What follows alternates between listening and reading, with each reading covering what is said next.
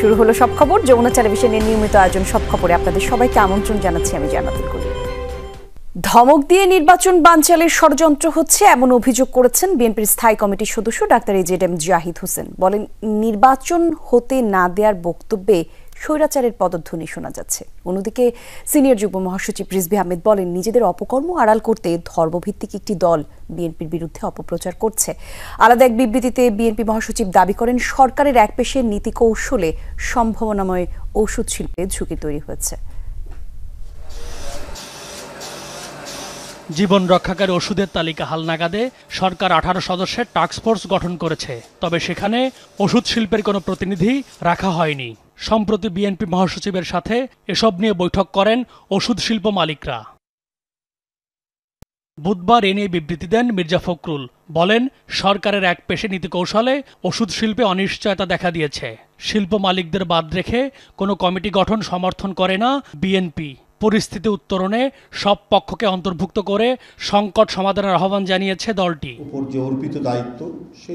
এদিকে গুলশানে বিএনপি চেয়ারপারসনের কার্যালয়ে সংবাদ সম্মেলনে সিনিয়র যুগ্ম মহাসচিব অভিযোগ করেন, নিজেদের অপকর্ম আড়াল করতে ধর্মভিত্তিক একটি দল বিএনপির বিরুদ্ধে অপপ্রচার চালাচ্ছে। নির্বাচন বানচাল করতেই তাদের এমন কূটকৌশল। এ সময় শুক্রবার বিএনপি চেয়ারপারসন খালেদা জিয়ার 81তম জন্মদিন উপলক্ষে সারা দেশে দোয়া মাহফিল কর্মসূচি ঘোষণা করেন তিনি। এই যে নিজেদেরটা আড়াল করে কল্পকাহিনী তৈরি করে বিএনপির বিরুদ্ধে অপপ্রচার, ন্যূনতম যাদের কোনো রাজনৈতিক সভ্যতা বলে কিছু নেই, তারাই এই কাজগুলি করতে পারে। আগামী পরশুদিন শুক্রবার দেশনেত্রী বেগম খালেদা জিয়ার 80তম জন্মবার্ষিকী এবং 81তম জন্মদিন উপলক্ষে অনাড়ম্বর এই অনুষ্ঠান, কোনো কেক কাটা বা অন্য কোনো এর সাথে কোনো কর্মসূচি থাকবে না। এছাড়া চিকিৎসকদের সংগঠন ড্যাবের নবনির্বাচিত প্রতিনিধিরা সকালে বিএনপির প্রতিষ্ঠাতা জিয়াউর রহমানের সমাধিতে শ্রদ্ধা জানান। সেখানে স্থায়ী কমিটির সদস্য ডাক্তার এজেডএম জাহিদ হোসেন বলেন, ধমক দিয়ে নির্বাচন বানচাল করা যাবে না। নির্বাচন হতে না দেওয়ার বক্তব্যে স্বৈরাচারের পদধ্বনি শোনা যাচ্ছে। হুমকি দেন যে আগামী দিনে নির্বাচন হতে দেবেন না। মনে হচ্ছে সেই স্বৈরাচারের যে আচরণ ছিল, স্বৈরাচারের যে কথা ছিল, সেই ধরনের কথার পদধ্বনি আমরা শুনতে পাই। যারা পেছনের দরজা দিয়ে ক্ষমতার স্বাদ গ্রহণ করার জন্য চিন্তা ভাবনা করছেন, তারাই হয়তো পিয়ার পদ্ধতির কথা বলে থাকেন। ডাক্তার জাহিদ বলেন, কোনো একক গোষ্ঠীর আন্দোলনে নয়, ছাত্র জনতার ঐক্যবদ্ধ আন্দোলনেই ফ্যাসিবাদের পতন হয়েছিল। যারা আজকে ধমক দেন নির্বাচন হতে দিবেন না, তারা কি ভেবে দেখেছেন জনগণ কি এটা চায়? M A Aziz, Jamuna news, Dhaka. নির্বাচন সামনে রেখে তথ্য সেল গঠন করবে তথ্য মন্ত্রণালয়। মন্ত্রণালয়ের সচিব মাহবুবা ফিরজানা সচিবালয়ে বিভিন্ন মন্ত্রণালয়ে জনসংযোগ কর্মকর্তাদের সাথে আলোচনা এবং মত বিনিময় করেন তিনি। এ সময় তিনি বলেন, অর্থবহ নির্বাচন করতে জনসংযোগ কর্মকর্তাদের সহায়তা খুবই প্রয়োজন। তাদের সৃজনশীলতা, পেশাদারিত্ব এবং দায়িত্বশীল মনোভাব নিয়ে কাজ করতে হবে। সচিব জানান, এআই এর যুগে অপতথ্য, গুজব এবং এই সব কিছুই খুব দ্রুতই ডিজিটাল মাধ্যমে ছড়িয়ে পড়ে, আর এসব রোধ করতে কাজ করতে হবে। জীবন রক্ষাকারী ওষুধের তালিকা হালনাগাদে সরকার 18 সদস্যের টাস্কফোর্স গঠন করেছে, তবে সেখানে ওষুধ শিল্পের কোনো প্রতিনিধি রাখা হয়নি। সম্প্রতি বিএনপি মহাসচিবের সাথে এসব নিয়ে বৈঠক করেন ওষুধ শিল্প মালিকরা।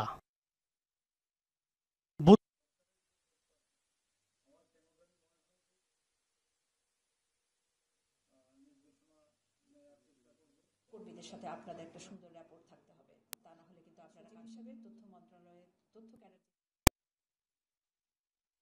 আগে থেকে যদি একটু জেনে নেই, আপনারা কিন্তু যারা এগুলো করে অর্থবহ নির্বাচনের জন্য আপনাদের কিন্তু দায়িত্ব অনেক বেশি, এবং সেই জন্য কিন্তু দুটো কারণে আপনাদের সাথে বসা, আপনাদের কাজ দৃশ্যমান করা সামাজিক যোগাযোগ মাধ্যমে, 1-2 হচ্ছে নির্বাচনের বিষয়ে আপনাদের একটা আগাম মোটিভেশন দেয়া যে আমরা কিন্তু এখন নির্বাচনমুখী। নির্বাচন কমিশনের সাথে যোগাযোগ ক্রমে তাদের নির্দেশনা মতে আমরা কিন্তু তথ্য মন্ত্রণালয়ে বিভিন্ন কাজ করব এবং আপনাদের সহযোগিতা চাই। অবাধ, সুষ্ঠু এবং স্বচ্ছ নির্বাচন অনুষ্ঠানের জন্য সরকার কঠোর পরিশ্রম করে যাচ্ছে। জনগণের প্রকৃত প্রতিনিধিদের কাছে ক্ষমতা হস্তান্তর করাই অন্তর্বর্তী সরকারের প্রধান দায়িত্ব। ন্যাশনাল ইউনিভার্সিটি অফ মালয়েশিয়া থেকে সম্মানসূচক ডিগ্রি গ্রহণ অনুষ্ঠানে এসব কথা বলেছেন ডক্টর মোহাম্মদ ইউনূস। তিনি বলেন, সংস্কার, নতুন বাংলাদেশ গঠনই অন্তর্বর্তী সরকারের মূল লক্ষ্য।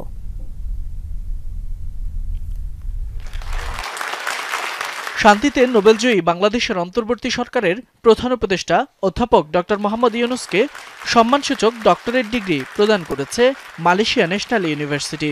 সামাজিক ব্যবসার প্রসারে অনন্য অবদানের স্বীকৃতিস্বরূপ দেয়া হয় এই সম্মাননা। কুয়ালালামপুরে বিশ্ববিদ্যালয়ের অডিটোরিয়ামে আয়োজিত এক অনুষ্ঠানে প্রফেসর মোহাম্মদ ইউনূসকে সম্মানসূচক ডক্টরেট ডিগ্রির সনদ তুলে দেন বিশ্ববিদ্যালয়ের চ্যান্সেলর। এ সময় মালয়েশিয়া ন্যাশনাল ইউনিভার্সিটি কর্তৃপক্ষকে ধন্যবাদ জানিয়ে প্রফেসর ইউনূস বলেন, এই ডিগ্রি গ্রহণ করা বড় সম্মানের। Receiving this honorary doctorate is a great privilege for me. এ সময় বিশ্ববিদ্যালয়ের শিক্ষার্থীদের উদ্দেশ্যে স্মারক বক্তব্যে প্রধান উপদেষ্টা অধ্যাপক ইউনূস বলেন, জুলাই গণঅভ্যুত্থানের পর নতুন বাংলাদেশের যাত্রা শুরু হয়েছে। বলেন, আগামী ফেব্রুয়ারিতে একটি অবাধ, সুষ্ঠু এবং স্বচ্ছ নির্বাচন উপহার দিতে কাজ করছে সরকার। Our government is focused on ensuring peace and stability. We are committed to strengthening democracy and giving power back to the rightful owners, the people of the country. Professor Yunus বলেন, দেশের শান্তি ও স্থিতিশীলতার জন্য কাজ করছে অন্তর্বর্তী সরকার। সংস্কার ও নতুন বাংলাদেশ গঠনই মূল লক্ষ্য বলে জানান প্রধান উপদেষ্টা। Reforms are our top priority. We have a clear goal, a detailed plan, and a strong determination to move forward, to build a stronger, resilient Bangladesh. অনুষ্ঠানে মালয়েশিয়ার বিশিষ্ট শিক্ষাবিদ, নীতি নির্ধারক, বিশ্ববিদ্যালয়ের শিক্ষক শিক্ষার্থীরা উপস্থিত ছিলেন। ফয়সাল মাহমুদ, যমুনা নিউজ। কারো কথায় নির্বাচন কার্যক্রম বন্ধ হয় না, মূলত এসব রাজনৈতিক বক্তব্য। মন্তব্য অর্থ উপদেষ্টা ডক্টর সালেউদ্দিন আহমেদের। দুপুরে সচিবালয়ে উপদেষ্টা বলেন, একটি ভালো নির্বাচন আয়োজনের সর্বোচ্চ চেষ্টা করছে সরকার। কালো টাকার বিস্তার ঠেকানো সরকার সচেষ্ট থাকবে।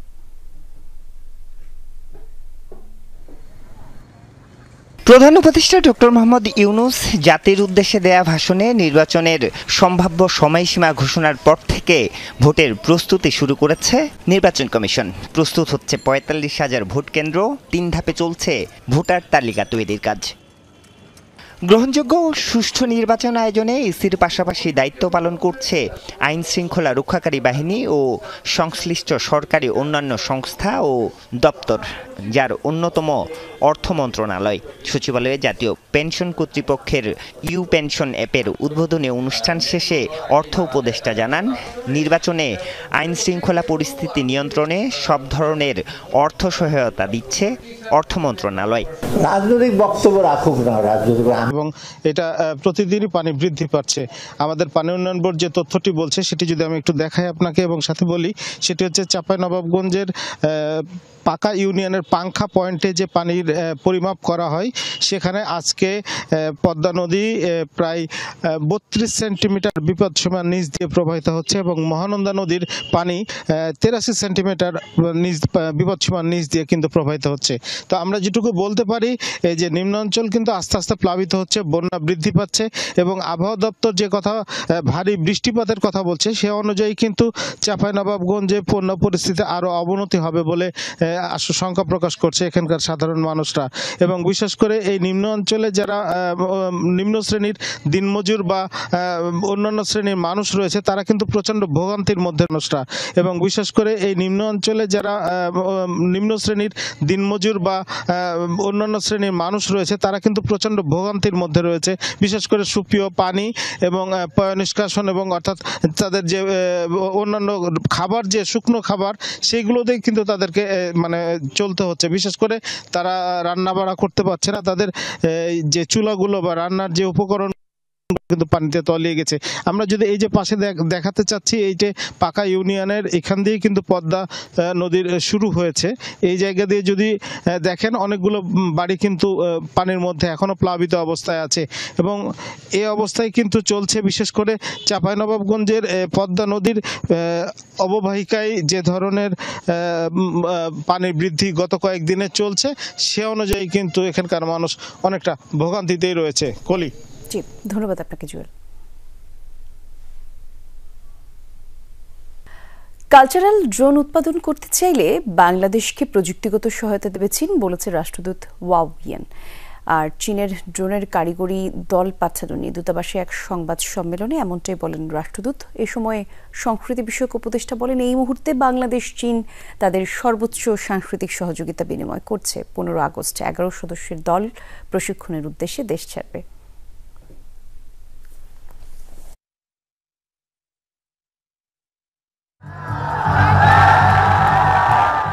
জুলাই গণঅভ্যুত্থানের ঘটনা প্রবাহ এবং শেখ হাসিনার পালিয়ে যাওয়ার দৃশ্য ফুটিয়ে তোলা হয় এমন কালচারাল ড্রোন শোতে। শুধু বাংলাদেশ নয়, সম্প্রতি বিশ্বব্যাপী জনপ্রিয়তা পেয়েছে এই ধরনের পরিবেশনা। এই প্রযুক্তিতে সবচেয়ে এগিয়ে চীন।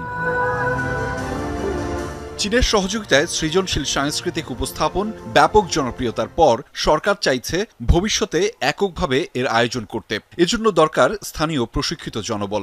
সে লক্ষ্যে 11 সদস্যের কারিগরি প্রতিনিধি দল পাঠানো হচ্ছে চীনে, যারা হাতে কলমে drone model design, movement programming, field survey, তথ্য সংগ্রহ ও ফ্লাইট টেস্টিং শিখবেন। বিশ্বাস করি যে বাংলাদেশের ইনাফ ট্যালেন্ট আছে, আমাদের যে সুযোগটা দরকার। যেভাবে অর্গানাইজ করলে আমরা মেসেজ কনভে করতে পারি সেই জিনিসটার ব্যাপারে আমার ফোকাস থাকবে। সংস্কৃতি বিষয়ক মন্ত্রণালয়ের প্রতিনিধি দল পাঠানো উপলক্ষে এক সংবাদ সম্মেলনের আয়োজন করে চীনা দূতাবাস, যেখানে প্রশিক্ষণার্থীদের শুভকামনা জানান রাষ্ট্রদূত ইয়াওয়েন। বলেন, এই প্রশিক্ষণ শুধু দক্ষতা উন্নয়নের সুযোগ নয়, বরং প্রযুক্তিগত সৃজনশীলতার পথে অভিজ্ঞতা অর্জনের একটি যাত্রা। চীন তার প্রযুক্তি ও সৃজনশীলতা প্রশিক্ষণার্থীদের সাথে শেয়ার করবে। আমি বিশ্বাস করি প্রশিক্ষণ শেষে অর্জিত জ্ঞান বাংলাদেশ ড্রোন পারফরম্যান্স শিল্পকে আরও এগিয়ে নেবে। সংস্কৃতি বিষয়ক উপদেষ্টা মুস্তফা সরওয়ার ফারুকী বলেন, এই মুহূর্তে বাংলাদেশ চীন তাদের সর্বোচ্চ সাংস্কৃতিক সহযোগিতা বিনিময় করছে। ভিন্নধর্মী ইতিহাস উপস্থাপনে ড্রোন শো শক্তিশালী মাধ্যম। আমি বিশ্বাস করি এই মুহূর্তে বাংলাদেশ ও চীন তাদের সর্বোচ্চ সাংস্কৃতিক সহযোগিতা বিনিময় করছে। নির্বাচিত সরকার আসলেও এই সহযোগিতা অব্যাহত থাকবে বলে বিশ্বাস করি আমি। সাংবাদিকদের প্রশ্নের উত্তরে রাষ্ট্রদূত ইয়াও ওয়েন বলেন, বাংলাদেশ ড্রোন উৎপাদন করলে চীন তাতে প্রযুক্তিগত সহায়তা করবে। ড্রোন পারফরমেন্সে এই সহযোগিতা দুই দেশের যৌথ ভবিষ্যৎ ও তরুণদের জন্য নতুন সুযোগ সৃষ্টি করবে। বাংলাদেশ ড্রোন উৎপাদন শুরু করলে চীন সেখানে প্রযুক্তিগত সহযোগিতা করবে। 1 মাসের প্রশিক্ষণটি চীনের সাংহাই ও গুয়াংজুতে অনুষ্ঠিত হবে। আহমেদ রেজা, যমুনা নিউজ, ঢাকা। আর একটা বিরতির পর ফিরছি, সব খবরের সঙ্গেই থাকুন।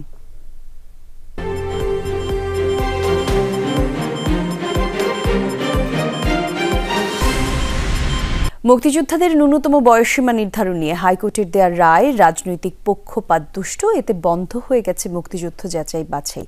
ন্যূনতম বয়সসীমা নির্ধারণ নিয়ে আপিল শুনানিতে এসব কথা বলেছেন রাষ্ট্রের সর্বোচ্চ আইন কর্মকর্তা। অ্যাটর্নি জেনারেল বলেন, ওই রায় দেওয়ার ক্ষেত্রে হাইকোর্টের রাজনৈতিক অবস্থান ছিল। রাষ্ট্রপক্ষ কেন এই মামলার দ্রুত নিষ্পত্তি চান? প্রধান বিচারপতির এমন প্রশ্নের জবাবে অ্যাটর্নি জেনারেল আসাদুজ্জামান বলেছেন, এই মামলার কারণে মুক্তিযুদ্ধ যাচাই বাছাই বন্ধ হয়ে গেছে। এর আগে মুক্তিযোদ্ধার ক্ষেত্রে ন্যূনতম বয়স নির্ধারণ করে গ্যাজেট প্রকাশ করে সরকার। এতে মুক্তিযোদ্ধাদের বয়স 12 বছর 6 মাস নির্ধারণ করা হয়। গ্যাজেটের বৈধতা চ্যালেঞ্জ করে রিট আবেদনের পরিপ্রেক্ষিতে জারি করা রুলের শুনানি শেষে হাইকোর্টের রায় ঘোষণা করেন। রায়ে মুক্তিযোদ্ধা হতে বয়স ন্যূনতম 12 বছর 6 মাস সময় নির্ধারণ করে জারি করা গ্যাজেট এবং আইনের ধারা অবৈধ ঘোষণা করা হয়। আর এই রায়ের বিরুদ্ধে রাষ্ট্রপক্ষ আবেদন করলে রায় স্থগিত করে আপিল বিভাগ। সিন্ডিকেট ভেঙে এবং অদক্ষ জনবল কমিয়ে 33টি প্রয়োজনীয় ওষুধের দাম কমানো হয়েছে। আগামী 6 মাসের মধ্যে আরও কিছু ওষুধের দাম কমাতে কাজ করছে জানিয়েছে এসেনশিয়াল ড্রাগস কোম্পানি লিমিটেড ব্যবস্থাপনা পরিচালক সামাদ মৃধা। বিকেলে ইউডিসিএল এর প্রধান কার্যালয়ে এক সংবাদ সম্মেলনে সব তথ্য জানান প্রতিষ্ঠানটির ব্যবস্থাপনা পরিচালক। বলেন, বিগত সরকারের আমলে সক্ষমতা চেয়েও প্রায় 2000 কর্মী বেশি ছিল, আর যাদের বেশিরভাগই ছিল অদক্ষ। তাদের মধ্যে 722 জনকে ছাঁটাই করা হয়েছে। অতিরিক্ত ওভারটাইমও বন্ধ করা হয়েছে। ট্রল ম্যানুফ্যাকচার কমানোর মাধ্যমে ব্যয় সংকোচন করার কথা জানান তিনি। বলেন, সিন্ডিকেট ভেঙে র ম্যাটেরিয়াল যৌক্তিক মূল্যে কেনার ব্যবস্থা করায় ব্যয় কমেছে। এর ফলে 33টি ওষুধের দাম 10 থেকে 50% পর্যন্ত কমানো গেছে বলেও জানান তিনি। সিন্ডিকেট ভাঙার কারণে আমার ঔষধের দাম, উৎপাদন খরচ কমে এসেছে এবং ইতিমধ্যে 33টি ঔষধের দাম আগের তুলনায় শতকরা 50% পর্যন্ত কমানো হয়েছে। কোম্পানির জন্য ক্ষতিকর সেইগুলোকে আমরা পর্যায়ক্রমে দেখবেন যে আমরা ছাঁটাই করেছি 100, 150, 200, 300 এইভাবে টোটাল আমরা 722 জন ছাঁটাই করেছি। টাকা ছাপানো এবং ঋণ নির্ভরতা পরিহার করে দেশকে বিনিয়োগমুখী করার দিকে এগিয়ে নেওয়ার বিকল্প নেই। বিনিয়োগ সম্মেলনে এমন মন্তব্য করেছেন সাবেক বাণিজ্যমন্ত্রী আমির খসরু মাহমুদ চৌধুরী। বলেন, নির্বাচনের খবর দেশে বিদেশে ছড়িয়ে পড়ায় উদ্যোক্তারা প্রস্তুত, আর অন্য যে কোনো সময়ের চেয়ে দেশের পুঁজিবাজার এখন বেশি সক্রিয় বলে মনে করেন প্রধান উপদেষ্টার বিশেষ সহকারী আনিসুজ্জামান চৌধুরী। নানামুখী সংকটে ঘুরে দাঁড়াতে পারেনি দেশের পুঁজিবাজার। অসাধু তৎপরতায় অর্থ হারিয়ে নিঃস্ব হয়েছেন বহু বিনিয়োগকারী।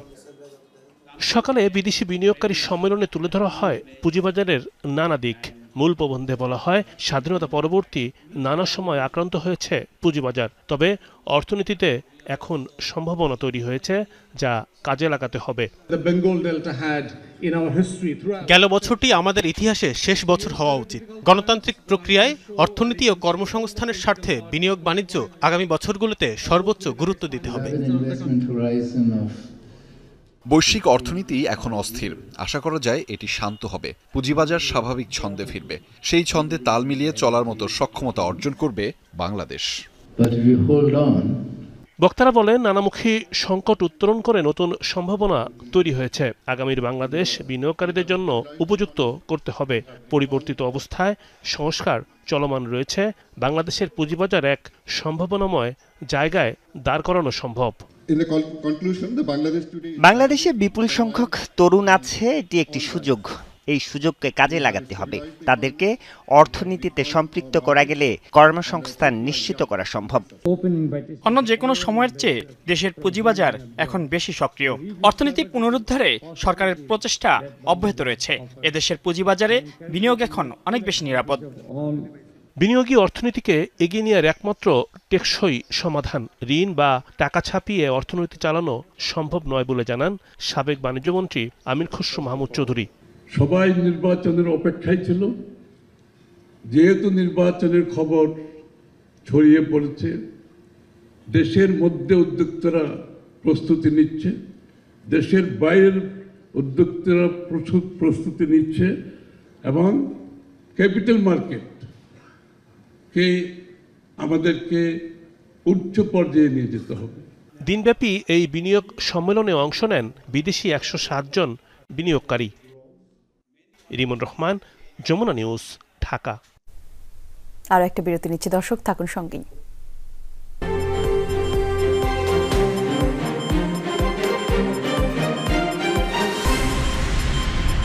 অনিয়ম আর অব্যবস্থাপনায় ডুবতে বসছিল আনসার এবং গ্রাম প্রতিরক্ষা বাহিনীর উন্নয়নে পরিচালিত আনসার ভিডিপি উন্নয়ন ব্যাংক। তবে গত এক বছরে বেশ কিছু নীতিগত কৌশল সিদ্ধান্ত নেয় পুনরুদ্ধারের পথে এই আর্থিক প্রতিষ্ঠানটি। বিকেলে এক ব্রিফিংয়ে এসব তথ্য দেন ব্যাংকটির chairman major general Abdul Motaleb Sajjad Mahmud.